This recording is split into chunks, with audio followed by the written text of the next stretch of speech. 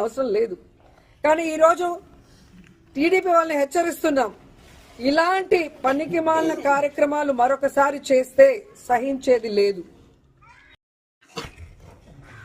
Telugu Desam party అధికారంలోకి వచ్చిన తర్వాత ఈ 6 నెలల కాలంలో ఈ నియోజకవర్గానికి వాళ్ళు ఏం చేశారు అని అడిగితే, ఇలా వైఎస్ఆర్ కాంగ్రెస్ పార్టీకి స్ట్రాంగ్ గా ఉన్న లీడర్లు, పేద ప్రజల కోసం పనిచేసే లీడర్ల ఇంటి ముందు గుమ్మాలు కొట్టడం, వాళ్ళ పొలాలకి అడ్డంగా గోడలు కట్టడం, అలాగే వాళ్ళ మీద తప్పుడు కేసులు పెట్టి పోలీసులతో వాళ్ళని బెదిరించడం, ఇలాంటి నీతిమాలిన చర్యలు చేస్తున్నారే తప్ప వాళ్ళు ఇచ్చిన సూపర్ 6 గాని లేదా మిగతా వాగ్దానాలు గాని ఏవీ నెరవేర్చకుండా ఏ విధంగా ప్రజల్ని మోసం చేశారో ప్రజలందరికీ ఇప్పుడే అర్థం అయిపోయింది.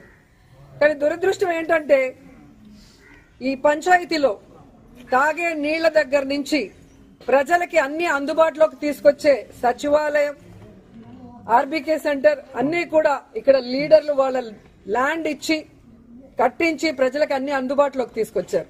కానీ తెలుగుదేశం గతంలో 14 సంవత్సరాలు అధికారంలో ఉన్న చంద్రబాబు నాయుడు అప్పుడు ఏం చేయలేదు, ఇప్పుడు అధికారంలోకి వచ్చాక ఇప్పుడు కూడా ఏం చేయకుండా వాళ్ళు ఫెయిల్యూర్ అయిన విషయాన్ని కప్పిపుచ్చుకోవడానికి ఈ విధంగా కొంతమందిని టార్గెట్ చేసి వైఎస్ఆర్ కాంగ్రెస్ పార్టీ లీడర్ని వేధించడం, భయభ్రాంతులు చేయాలన్న ఆలోచనతో ముందుకు వెళ్తున్నారు.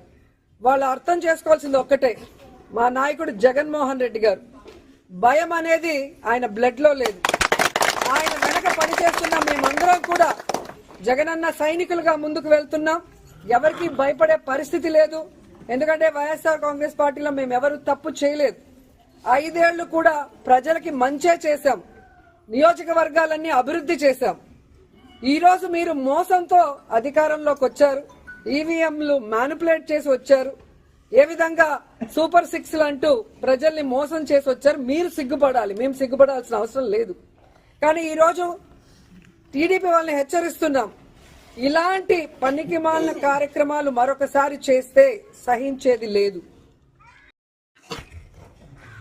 తెలుగుదేశం పార్టీ అధికారంలోకి వచ్చిన తర్వాత ఈ 6 నెలల కాలంలో ఈ నియోజకవర్గానికి వాళ్ళు ఏం చేశారు అని అడిగితే, ఇలా వైఎస్ఆర్ కాంగ్రెస్ పార్టీకి స్ట్రాంగ్ గా ఉన్న లీడర్లు, పేద ప్రజల కోసం పనిచేసే లీడర్ల ఇంటి ముందు గుమ్మాలు కొట్టడం, వాళ్ళ పొలాలకి అడ్డంగా గోడలు కట్టడం, అలాగే వాళ్ళ మీద తప్పుడు కేసులు పెట్టి పోలీసులతో వాళ్ళని బెదిరించడం, ఇలాంటి నీతిమాలిన చర్యలు చేస్తున్నారే తప్ప వాళ్ళు ఇచ్చిన సూపర్ 6 గాని లేదా మిగతా వాగ్దానాలు గాని ఏవీ నెరవేర్చకుండా ఏ విధంగా ప్రజల్ని మోసం చేశారో ప్రజలందరికీ ఇప్పుడే అర్థం అయిపోయింది.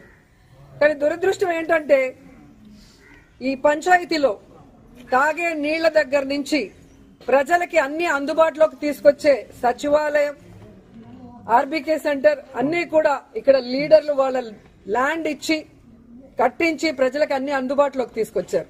కానీ తెలుగుదేశం గతంలో 14 సంవత్సరాలు అధికారంలో ఉన్న చంద్రబాబు నాయుడు అప్పుడు ఏం చేయలేదు, ఇప్పుడు అధికారంలోకి వచ్చాక ఇప్పుడు కూడా ఏం చేయకుండా వాళ్ళు ఫెయిల్యూర్ అయిన విషయాన్ని కప్పిపుచ్చుకోవడానికి ఈ విధంగా కొంతమందిని టార్గెట్ చేసి వైఎస్ఆర్ కాంగ్రెస్ పార్టీ లీడర్ని వేధించడం, భయభ్రాంతులు చేయాలన్న ఆలోచనతో ముందుకు